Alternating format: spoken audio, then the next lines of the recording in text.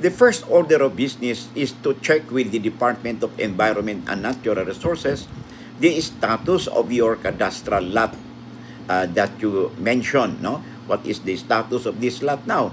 Was this lot titled eventually by somebody else? No? Because if the cadastral lot or survey shows that your parents, no, or your ancestors are claimants, then there was no ruling from the DENR that their application was rejected, then it follows that you still have that right, no, as their descendants. Now, you also mentioned that you have a tax declaration certificate, but you lost it as a proof that this property was declared already.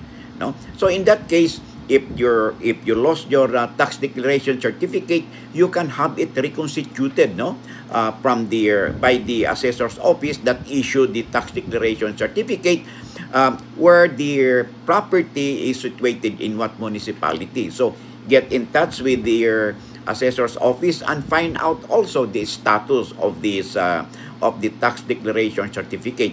If that was canceled, then who canceled it and why? What was the basis of its cancellation? And then if there is showing that there was really a fraud, no, in the issuance or cancellation of the existing tax declaration certificate as well as in the DENR, then as successors in interest of your ascendants, then you could file a case or petition in court for the cancellation of the tax declaration certificate, as well as, no, if it is titled already, no, it has already a pre-patent certificate.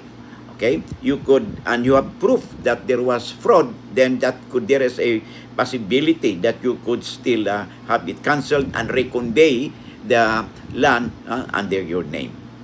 Lamang na kayo pag may alam sa batas.